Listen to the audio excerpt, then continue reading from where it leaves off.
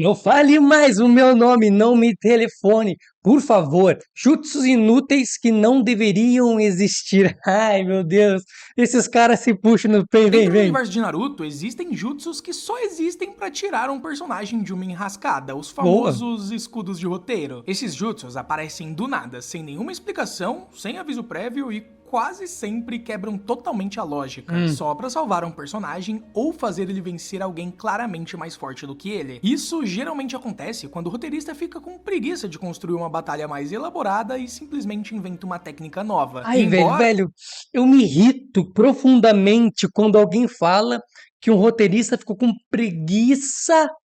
O cara do chat, eu nem, mano, vou nem falar, não vou continuar, mas a galera do chat GPT, a galera que pega, mano, tem muito canal de YouTube aqui que pega outros vídeos de americanos e traz aqui pro BR, pô, vou falar a verdade, aqui meu canal é verdade, tem muita gente que faz isso, mano, eu não consigo, nada contra o irmão aqui, é que ele falou uma palavra gatilho, essa palavra gatilho, quando tu fala pra mim assim, ó, tal pessoa teve preguiça. Uma pessoa que teve isso, por exemplo, como o Masashi Kishimoto, um cara pica, lendário, que fazia Naruto, desenhava, roteirizava, pirocoteava, fumava e fazia filho. O cara trabalhava 19 horas por dia pra chegar uma pessoa e falar se ele era preguiçoso. Pessoas que não conseguem escrever uma linha. Não consegue escrever uma linha, pô, eu me irrito com isso, cara. Não, porque o cara teve preguiça. Não é preguiça, mano, é maneiras de driblar isso, porque assim, gente, a galera não entende isso, parece. Parece que não, porque quando tu fala que alguém é preguiçoso, só que alguém entregou uma obra sensacional, é muito famoso, é muito lendário, e eu não tô falando de dinheiro, tá? Porque ter dinheiro não é, às vezes é sorte. Não é só mérito teu das tuas habilidades. Mas tem gente que esses caras são sensacionais por criarem coisas. Criarem. Coisa que eu, mano, não consigo fazer. Como é que eu vou dizer que o cara é preguiçoso? Essa palavra dá um gatilho em mim. Caras que fizeram, não conseguem escrever uma linha, criticam, hoje em dia criticam pessoas que fizeram, porra, coisas lendárias como o Naruto. Que lembrem, o cara tem que fazer a história, depois tem que fazer os diálogos, que é difícil, depois desenhar a história e desenhar os diálogos, fazer tudo em quadrinho e tudo isso para entregar toda semana. Mano, só tu vê como é a indústria dos mangakás, só tu falando só de mangaká, tá? Indústria dos mangakás, que é, cara, é um trabalho quase escravidão, porra. A galera trabalha o dia inteiro, tem que ficar com problema de saúde, várias histórias, pesquisa um pouco das histórias, principalmente tem até um vídeo do, acho que do Ei Nerd, que ele postou esses dias, sobre lá o Akira Toriyama, mestre Akira Toriyama, descansa em paz. Mano, o que ele sofria, tinha como ele até, ele, olha que foda, o cara evitava de usar fax, antigamente, tá ligado? Tinha um fax. Ele ficou um tempão longe disso, sabe por quê? Porque se ele tivesse, a galera ia ficar cobrando ele tanto pra entregar as coisas no dia que ele ia ficar maluco. O que é autor de Hunter x Hunter, problema nas costas. Kishimoto, cara, largou, teve que tirar umas férias pra poder curtir a família. Ele mesmo fala pra poder ficar um pouco tempo com os filhos dele. Não, pô, não. Esses caras não são preguiçosos, esses caras são fodas, são lendários. A gente tem que tirar o chapéu porque ser o mangaka é cargas horárias brutais, brutais de trabalho. E quando os caras fazem esses caminhos para facilitar a vida deles, é totalmente justo. Eu acho justo, totalmente. Embora isso aconteça com várias obras, Naruto até que se segura bem, mas não totalmente. Tem sim alguns exemplos bem problemáticos e Lembrando, eu não tô contra o cara aqui, tá? O cara só falou uma palavra que eu realmente acho errado. Ele falou, ele tá errado em falar, na minha opinião. Mas não tenho nada contra ninguém. Você sabe que eu sou disso maluco, que a né? gente vai falar no vídeo de hoje. Esses jutsus tendem a aparecer mais nas mãos dos protagonistas do que dos vilões. Quando um vilão usa uma técnica surpresa, ainda é mais aceitável, porque a gente não acompanha tanto o lado deles. Um bom exemplo disso é o Limbo do Madara. Quando ele usa essa técnica pela primeira vez e derrota todas as bijus em segundos, pode até parecer que foi roubado, mas na verdade a técnica foi usada justamente para gerar um suspense. A gente se pergunta como é que ele tá batendo em todas as bijus sem nem mesmo se mover direito. Isso faz o personagem parecer mais assustador e eleva o nível de ameaça. Depois, a técnica é explicada, então não foi algo só jogado na obra. E vamos ser sinceros, com o Rinnegan, o Madara já ia acabar com as bijus de qualquer jeito. O Limbo só intensificou o nível de ameaça dele. Até o Sasuke ficou paralisado com isso e a gente percebe que as coisas realmente estão feias pro lado dos protagonistas. É importante lembrar que nem toda técnica é um escudo de roteiro. Às vezes, mesmo sem ser anunciada antes, a técnica até que faz sentido com o personagem, como quando Itachi utilizou o Amaterasu para escapar do estômago do sapo do Jiraiya lá em Naruto clássico. Mas no caso do Itachi, eu vou seguir a mesma linha que tu falou, né? O Itachi era um vilão, então ele poderia usar aquilo de boa, porque a gente não conhecia as habilidades dele, né? Aquilo não pareceu forçado, porque o Itachi sempre foi apresentado como alguém extremamente poderoso, então é mais plausível. Além disso, o próprio estômago do sapo foi um jutsu que o Jiraiya nunca tinha mostrado antes, então nesse caso ficou elas por elas, o vilão usou um novo ataque e o protagonista também. Quando eu digo protagonista, são um dos personagens principais, eu acho que vocês entenderam. Mas agora vamos entrar nos casos que realmente são ruins, e o primeiro deles não tem como, é o canto do sapo. Essa técnica foi utilizada pelo Jiraiya junto com seus sapos Fukasaku e Shima na luta deles contra os três caminhos do Pen. O Jiraiya já estava com dificuldades, porque o Pen conseguia ver em 360 graus, e ele estava anulando basicamente tudo, ninjutsu, taijutsu, tudo que o Jiraiya fizesse ia ser anulado. E ele até mesmo absorvia genjutsu. O Jiraiya admite que nunca foi bom com genjutsu, então os sapos decidem que a única saída é um genjutsu que pode derrotar os três caminhos de uma vez. E do nada, surge essa técnica super roubada que paralisa todos os oponentes e consegue dar um fim nos três juntos. Cara, eu não acho roubada, mano. Eu acho que foi uma saída dentro, porque assim, sabe o que deu entendendo dessa vez aí? Não era só o Jiraiya ali. O Jiraiya já era foda e estava contra os dois anciões. Anciões, lendários, super experientes, que tinham muitas habilidades na manga deles. Então, pra mim fez total sentido. Eles driblaram a técnica do nosso amado e querido Pain, porque o Pain não era, tipo, o Jiraiya não tinha o que fazer.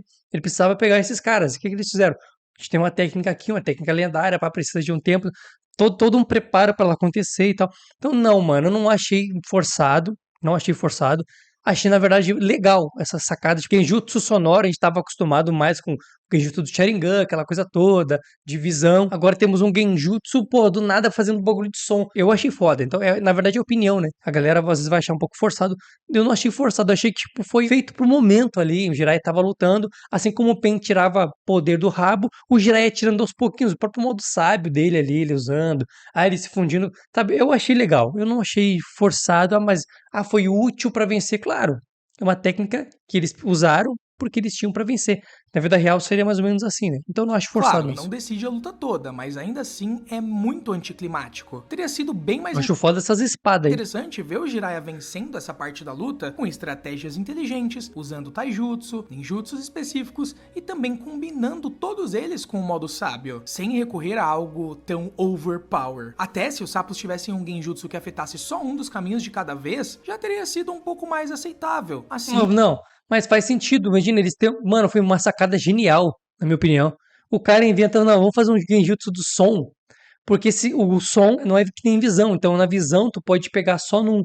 Mas no som, tu consegue pegar em vários. É muito mais foda. Então, foi genial essa questão de usar o som. E como o som ele se propaga de maneira diferente do que a visão, né? A visão é uma coisa focada. Então, tu precisa estar na frente do cara. O som, não.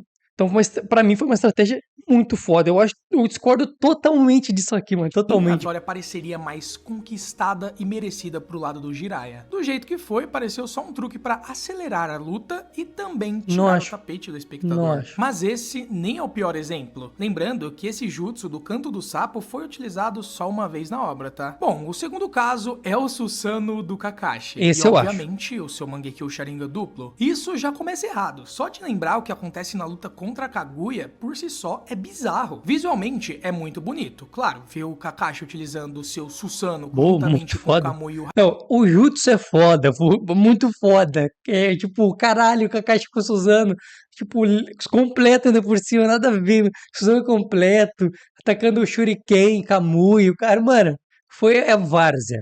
Várzea total. Meteu o louco. Aqui sim. Aqui eu falo, aqui o Kishimoto meteu o louco. Cara, vamos dar pra ele pro Kakashi tá acabando, ele precisa de. Não vou deixar o Kakashi pra trás, né? Vamos botar ele na moral. O Kakashi tava se humilhando já há um tempo, né? Porque eu sou fraco. Aí chega assim, não, vamos meter bronca. Aí os caras se reuniram que falam o seguinte, mano, vamos meter bronca. O Kakashi vai meter o pau pra fora, vai bater na mesa. Aí chega com o Suzano completo. Ridículo. Esse poder é ridículo no acontecimento da história. Mas o poder em si é muito foda. A gente, cara, eu fiz assim, ó, quando eu vi o bagulho. Não. Não meteu essa, mano. Não meteu. O cara meteu o Suzano completo do nada, não.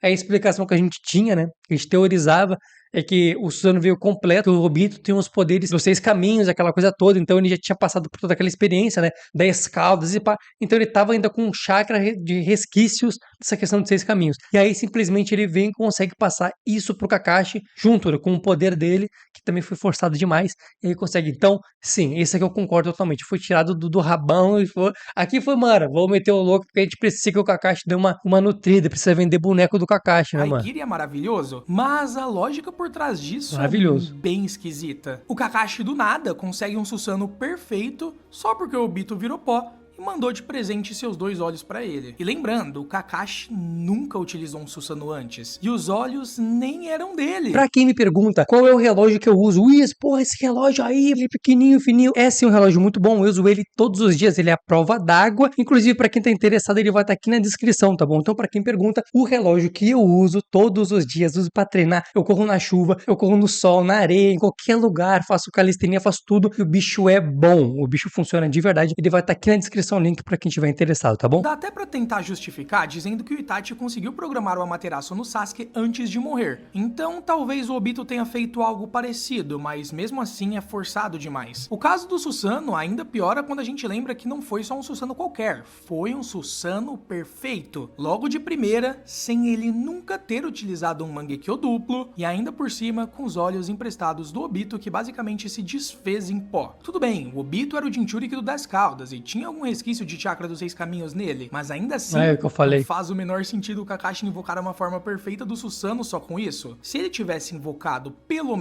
Você sabe que eu entendo do negócio, né, pai? Eu não gosto de fazer em live, análise de luta, eu não gosto. O que eu gosto é falar, mano, eu entendo de Naruto, pai, desculpa, a história, eu gosto de história de Naruto. Eu não esqueço de nada, pô. Que eu falei pra vocês, eu falo o bagulho e os caras falam depois no vídeo, mano. Desculpa, modéstia à parte aqui, vou pegar minha faquinha, cadê minha faca? Pegar minha faquinha aqui, ó. Modéstia à parte, pai. O papai lembra das coisas. É o mínimo que eu posso fazer. Tá 10 anos aqui, é o mínimo, pelo amor de menos um Deus. Susanoo incompleto, a gente poderia aceitar. Mas um Susanoo perfeito sem preparo, me desculpa, eu não consigo aceitar isso. Eu não consigo entender o que tava passando na cabeça do Kishimoto. Não, quem aceita isso tá maluco, tá ligado? A gente tem que, tipo, meter, foda-se. Eu falo assim, mano, esse poder, mano, deixa ele, deixa, o Kakashi, deixa. Mas na real, se a gente for pegar, bater o pau na mesa, né? Mano, esse poder saiu da bunda do Kakashi, do Kishimoto, né? Porque o Kakashi não tem culpa Mas disso. calma que se ainda não piorou bastante, pode piorar mais. Porque se tem algo pior do que isso, é só o Rin Tensei. O jutsu que trouxe todo mundo de volta à vida depois do ataque dos Pens lá na Vila da Folha. A cena do Shinra Tensei destruindo completamente Konoha é uma das cenas mais impactantes de todo o anime. Foda, E talvez mano. Olha aqui. O Kishimoto é preguiçoso, roteirista preguiçoso. Olha isso aqui. A equipe do Kishimoto tinha que entregar isso aqui semanalmente, tá? Claro que depois é revisado, depois tem as versões coloridas, nananá, que é pintado, repintado, bota mais detalhe, beleza. Mas agora, imagina tu fazer isso aqui, né, semanalmente, papai. Imagina, olha os detalhes dessa vila aqui. Olha essas casinhas quebradinhas, olha os entulhos, a fumaça. Velho, ainda essa versão aqui, essa parte, tá bem fora, assim, não tá tão detalhado. Mas, mano, olha as casas, mano, olha as janelinhas. Tem as janelinhas tudo certinha. Ainda eles erraram algumas coisas, tem umas que estão, cara, incrível. Nível de detalhe. Caixas d'água em cima, mano. Olha as caixas d'água, porra. Tem outdoor. Mano, é só tu parar e ver. Não tem como chamar esses caras de preguiçoso, mano. Não tem como. até Impossível. mesmo da Os história caras dos trabalham até animes. demais. Ver aquele lugar tão familiar, cheio de personagens que a gente acompanhou por anos, simplesmente ser obliterado é muito chocante. Culpa Mas da aí, Kaguya, logo né? depois, Da o Nagato muda de Tsunade. ideia porque ele vai na conversinha Porque o coisa não ia fazer isso aqui, o Pen. Não ia fazer isso aí. Não ia destruir. Aí a Tsunade veio. É, porque nós quis meter a louca pra cima dele. Ele olhou pra ela assim: não, tu não falou isso. Não falou de dor pra mim, né? Vamos tomar ele agora. Shinra Tensei. do Naruto e revive todo mundo. Isso tira completamente o peso daquela destruição e dá pra entender o que o Kishimoto queria. O arco do Pen tinha que terminar com Naruto sendo reconhecido por toda a vila como um herói, que era o sonho dele desde o começo. E a redenção do Nagato também precisava de um ato simbólico muito forte. Sim, eu acredito que o Kishimoto tinha preparado isso. Não, ele vai destruir a vila e pá, e aí a gente ressuscita todo mundo depois com um tal jutsu lá, sabe? O problema não é a ideia em si, faz sentido pro arco e é emocionalmente válido. O problema mesmo é que essa técnica aparece do nada, sem nenhum aviso prévio. Ninguém sabia que o Pen tinha uma sétima habilidade capaz de reviver todo mundo. Se o Kishimoto pelo menos tivesse deixado uma dica ou algum indício, seria mais fácil de aceitar, mas ele simplesmente pega e revive todo mundo. Pro roteiro, isso era muito necessário. Se ninguém fosse revivido, o Naruto jamais seria perdoado pela vila. Afinal, ele era o alvo do Pen, e a destruição só aconteceu porque ele não estava na vila naquele momento. Então, a ressurreição era necessária, mas talvez não dessa forma tão forçada. O Kishimoto poderia pelo menos usar um foreshadowing antes, né? Ter citado a habilidade pelo menos ou coisa do tipo. Não precisava mostrar a técnica em ação, só mencionar já tava bom. Era só deixar claro que o Rinnegan tinha um jutsu de renascimento. Mas não, ele aparece do nada como uma mágica que resolve tudo. E isso, num momento tão impactante, é um pouco frustrante. Mas ainda assim, eu acho que o último exemplo que eu posso citar aqui é o Izanami. A luta contra o Kabuto tinha tudo pra ser um dos combates mais estratégicos e tensos da obra de Naruto. O Itachi não podia matar o Kabuto porque ele precisava que o Kabuto desfizesse o Edo Tensei. Ele também não podia usar Genjutsu porque o Kabuto tava de olhos fechados e usava os sentidos do modo sábio. Era tipo uma situação que exigia somente